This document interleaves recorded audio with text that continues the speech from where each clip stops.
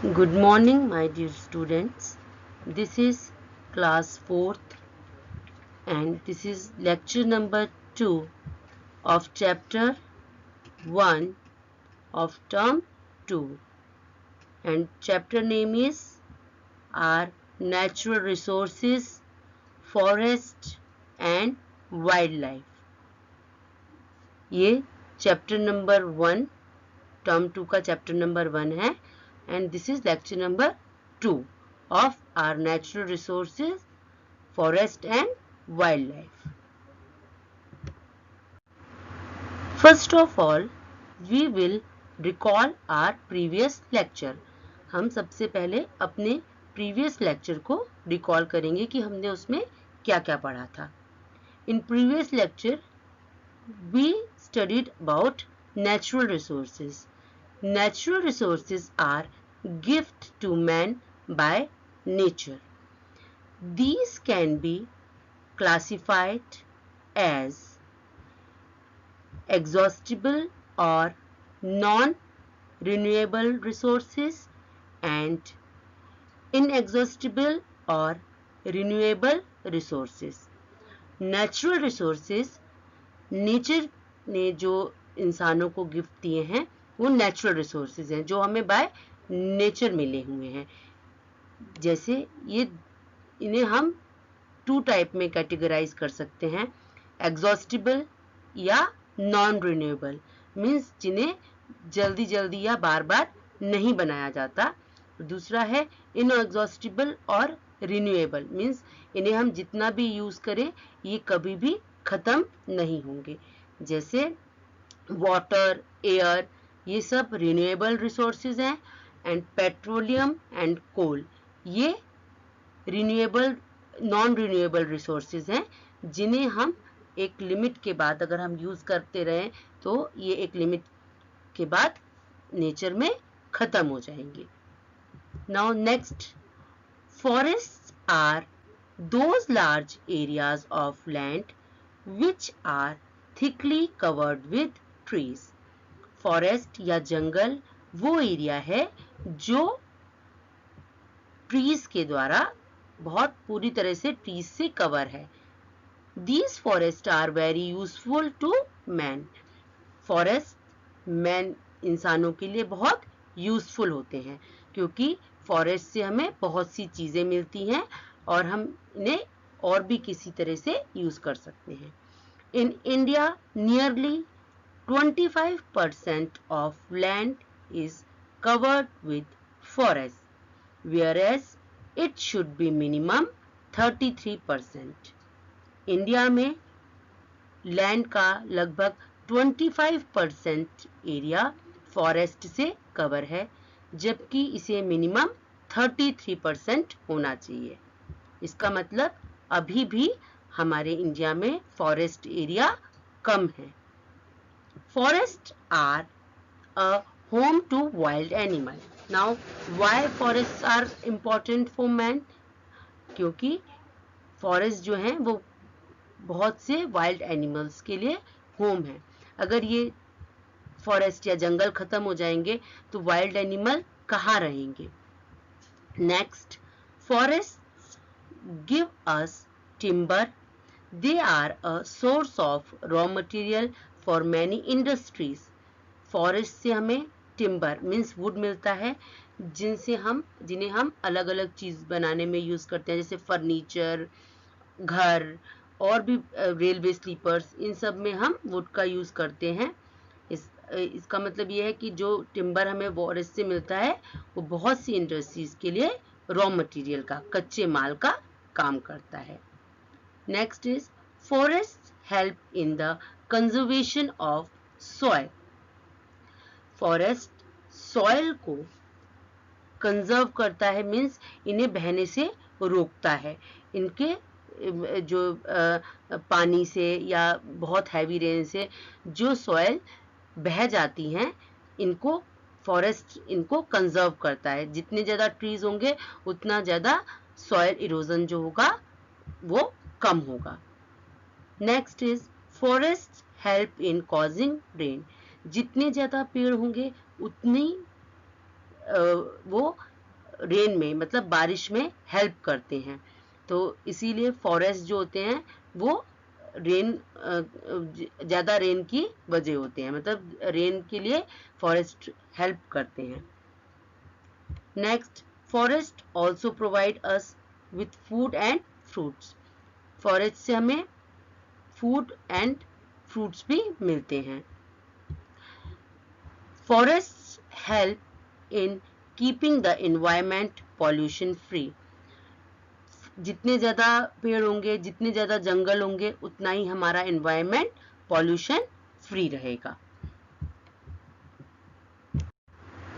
Next, we have studied about different types of forests. The different types of forests are found in India. India में अलग अलग तरह के forest मिलते हैं। Evergreen forest. We have studied about evergreen forest. Evergreen forests are also known as tropical rainforests. They are found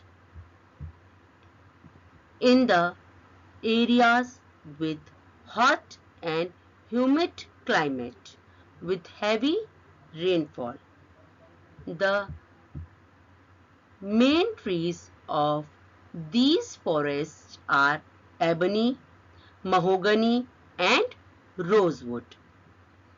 evergreen forest, जैसा कि नाम से पता चल रहा है, ऐसे फॉरेस्ट जो हमेशा ग्रीन रहते हैं, क्योंकि इन फॉरेस्ट के जो ट्रीज होते हैं वो एक साथ अपनी पत्तियां नहीं गिराते। कुछ पेड़ होते हैं वो किसी और सीजन में अपनी पत्तियां शेड करते हैं, कुछ और पेड़ होते हैं वो अलग सीजन में अपनी पत्तियां शेड करते हैं। तो इसलिए थ्रू आउट द ईयर ये फॉरेस्ट ग्रीन रहते हैं। इन्हें हम ट्रॉपिकल रेन फॉरेस्ट भी कहते हैं। और एवरग्रीन फॉरेस्ट जो होते हैं वो ऐसे एरियाज में मिलते हैं जहाँ का क्लाइमेट हॉट होता है और ह्यूमिड होता है, मतलब नमी वाला होता है, और जहाँ बहुत ज़्यादा रेन होती है। इसके अलावा एवरग्रीन फॉरेस्ट जो होते हैं वो बहुत टॉल होते हैं, बहुत ऊंचे होते हैं।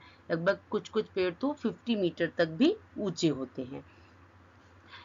नेक्स्ट है deciduous forest. Deciduous forests are also called monsoon forest. Deciduous forest को हम monsoon forest भी कहते हैं. These form a major part of our forest. हमारे इंडिया का बहुत बड़ा जो पार्ट है वो इन फॉरेस्ट से घिरा हुआ है। मीन्स इंडिया में जितने फॉरेस्ट मिलते हैं उसमें सबसे ज़्यादा जो फॉरेस्ट होते हैं वो deciduous forest होते हैं. The trees in these forests shed their leaves in dry season. The main trees of these forests are teak, sal, shisham, bamboo and sandalwood.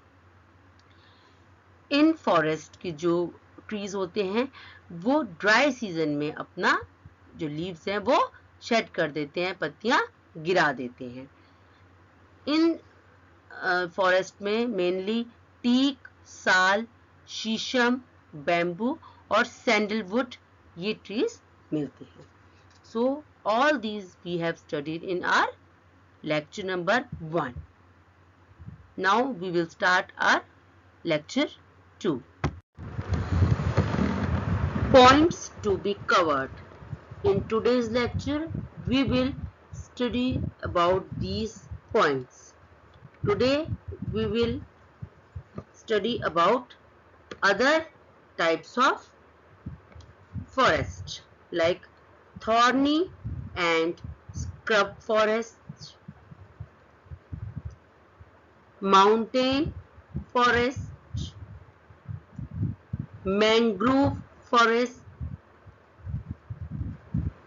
and other than these points we will discuss about conservation of trees. हम देखेंगे कि trees को या forest को कैसे बचाया जा सकता है. And movement to conserve forest. Forest area को बचाने के लिए क्या क्या मूवमेंट्स, क्या क्या आंदोलन शुरू किए गए हैं. All these points we will cover in today's lecture. Thorny and scrub forest. Thorny forests have trees with sharp thorns and small leaves. They are found in areas with less rainfall. Trees in these areas have following features. Thorny या scrub forest जो होते हैं, इनके जो trees होते हैं वो इनके छोटे छोटे इनमें कांटे निकले होते हैं और इनकी पत्तियां जो होती हैं वो बहुत छोटी होती हैं. ये ऐसी जगह पर मिलते हैं जहां बारिश कम होती है या ड्राई प्लेस होता है. इन ट्रीज की कुछ फीचर्स होते हैं, जैसे यहाँ के जो ट्रीज होते हैं उनके लॉन्ग रूट्स होते हैं. इन ट्रीज की लॉन्ग रूट्स होती हैं क्योंकि यहाँ पानी की कमी होती है, तो इनकी रूट्स पानी के लिए, अपने ह्यूमिडिटी के लिए, अपने जड़ें जो होती हैं इनकी, वो गहराई तक पानी की खोज में नीचे ग्राउंड के नीचे काफी लंबे तक जाती हैं. स्मॉल लीव्स, इनकी इन ट्रीज की लीव्स जो होती हैं वो स्मॉल होती हैं क्योंकि जितनी स्मॉल लीव्स होंगी उतना ही पानी का जो लॉस होगा वो कम होगा. थिक बार्क, इनकी छाल जो होती है वो मोटी होती है क्योंकि ये ट्रीज अपनी बार्क में, अपनी छाल में वाटर को डिटेन करके रखते हैं. एंड शार्पन थॉर्न्स, और इनके जो कांटे होते हैं वो काफी शार्प होते हैं. ये इनकी लीव्स जो होती हैं ये थॉर्न्स में कन्वर्ट हो जाती हैं ताकि वाटर लॉस कम से कम हो सके. The main trees of these forest are कीकर, बबूल एंड द डेट पाम. कीकर, बबूल और डेट पाम ये इन फॉरेस्ट में मिलते हैं. They are found mostly in the dry areas of Rajasthan, Gujarat, Madhya Pradesh and Maharashtra. ये जो पेड़ हैं ये राजस्थान में, गुजरात में, मध्य प्रदेश में एंड महाराष्ट्र में मिलते हैं. Mountain forest. माउंटेन फॉरेस्ट और coniferous forests are found in the Himalayan region and other hilly areas. Mountain forest या coniferous forest, इन्हें हम coniferous forest भी बोलते हैं, ये हिमालयन रीजन में और दूसरे हिली एरियाज में मिलते हैं. Different types of trees are found at different heights. अलग-अलग heights पर अलग-अलग टाइप की ट्रीज मिलते हैं. जैसे जैसे हाइट डिफरेंट होती जाती है हिल्स की, ऐसे ही ट्रीज जो हैं उनके टाइप्स भी चेंज हो जाते हैं. The चीर, देवदार, फिर and spruce are the important trees of the coniferous forest. coniferous forest में चीर, देवदार, फिर और स्परस ये सभी ट्रीज मिलते हैं. Now mangrove forest. Mangrove forests are found in delta region. Mangrove forest delta region में मिलते हैं. जहां डेल्टाज होते हैं वहां इस तरह के फॉरेस्ट मिलते हैं. These are called tidal forest. इन्हें टिडल फॉरेस्ट भी बोलते हैं. The sundari trees is an important tree in these forest. इन फॉरेस्ट में सुंदरी नाम के जो ट्रीज होते हैं वो मिलते हैं। In India mangrove forests are found in the delta of the Ganga river. Mangrove forest जो गंगा रिवर जो डेल्टा बनाती है, समुद्र में जाने से पहले, सी में मिलने से पहले जो डेल्टा बनाती है, वहां पर ये मैंग्रोव फॉरेस्ट मिलते हैं। The Sundarban forests which have been named after the Sundari trees are found in West Bengal and Bangladesh. Sundarban forest जिनका नाम सुंदरी बन, क्योंकि इन फॉरेस्ट में सुंदरी ट्रीज मिलते हैं, ये इन सुंदरी ट्रीज के नाम पे ही सुंदरबन फॉरेस्ट इनका नाम पड़ा है। ये मेनली वेस्ट बंगाल में एंड बांग्लादेश में मिलते हैं। The Sundarban forest are a home to royal Bengal tiger. Means Sundarban forest जो है वो वहां पर रॉयल बंगाल टाइगर मिलते हैं। Conservation of forest. Conservation of forest means आप फॉरेस्ट को हमें बचाना, उनको कंजर्व करना क्यों जरूरी है। Our ignorance has led to the depletion of our forest. हमारी कुछ इग्नोरेंस की वजह से हम इन फॉरेस्ट की जो इम्पोर्टेंस है उनको हम उतना नहीं समझ पा रहे, इसलिए फॉरेस्ट कम होते जा रहे हैं। We have less forest area than the minimum required. हमारे इंडिया में जितना मिनिमम रिक्वायर्ड फॉरेस्ट एरिया होना चाहिए, मतलब कम से कम इतना एरिया तो होना ही चाहिए, एक्चुअल में उससे भी काफी कम फॉरेस्ट एरिया है। We also facing problem of flood and drought because the removal of forest.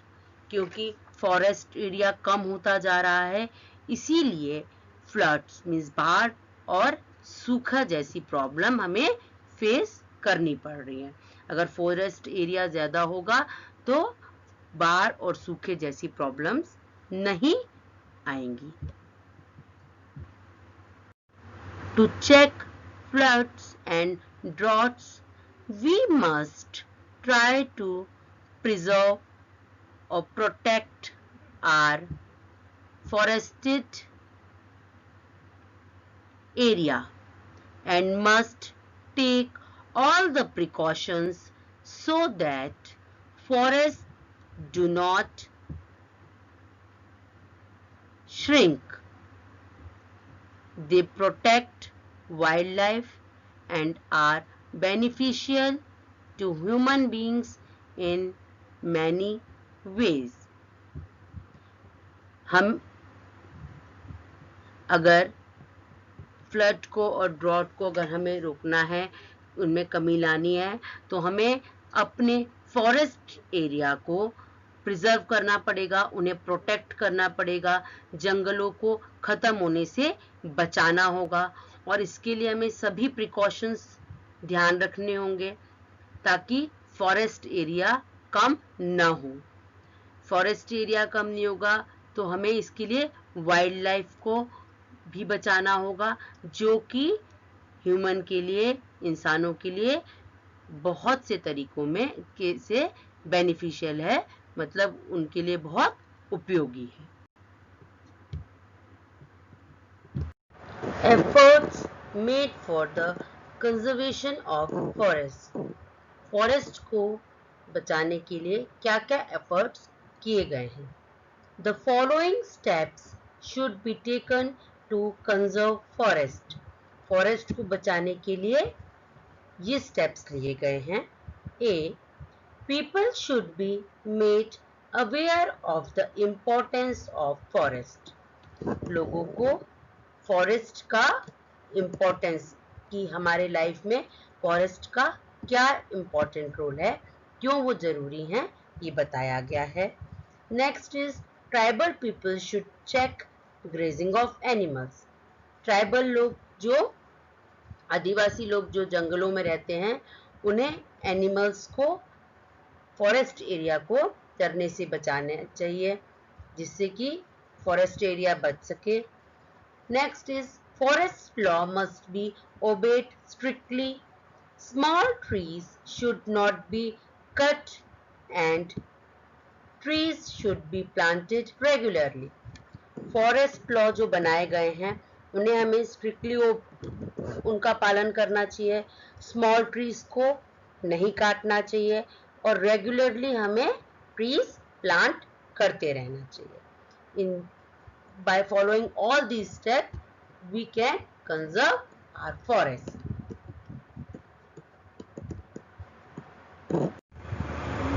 Numerous efforts are being made by the government to encourage the people to participate in the growing of trees, like one महोत्सव। बहुत से efforts government करती है ताकि लोग बाग ज्यादा से ज्यादा ट्रीज लगा सके, जैसे कि वन महोत्सव। ये वन महोत्सव रेनी सीजन के स्टार्टिंग में मनाया जाता है। इसमें लोग ज्यादा से ज्यादा पेड़ लगाते हैं ताकि प्लांटेड एरिया बढ़ सके, इसलिए वन महोत्सव मनाया जाता है ताकि पेड़ों के महत्व को समझाया जा सके और ज्यादा से ज्यादा पेड़ लगाए जा सके। Some well-known movements with respect to the conservation of trees are Chipko movement in Uttarakhand, the participation of the Bishnoi of Rajasthan against killing of the rare species of deer, and the Epico Chaluvali movement in Karnataka. Government ने trees को conserve करने के लिए कुछ movement start किए हुए हैं, जिसे चिपको मूवमेंट, चिपको मूवमेंट जो उत्तराखंड में है, ये ट्रीज को कंजर्व करने के लिए, ट्रीज को कटने से बचाने के लिए है।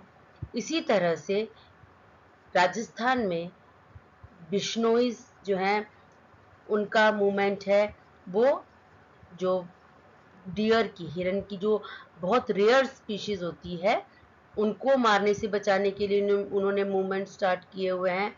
और एपिको मूवमेंट जो कर्नाटका में है, ये सब ट्रीज को कटने से रोकने के लिए मूवमेंट है जो स्टार्ट किए गए हैं। नाउ टुडेज होमवर्क, आज के होमवर्क में आप जहाँ तक हमने चैप्टर पढ़ा है, you will read it again 2 times and you will write this question in your notebook.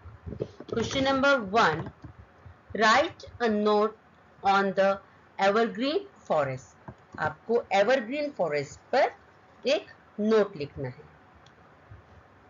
Answer is evergreen forests are also known as tropical rainforest. In these forests,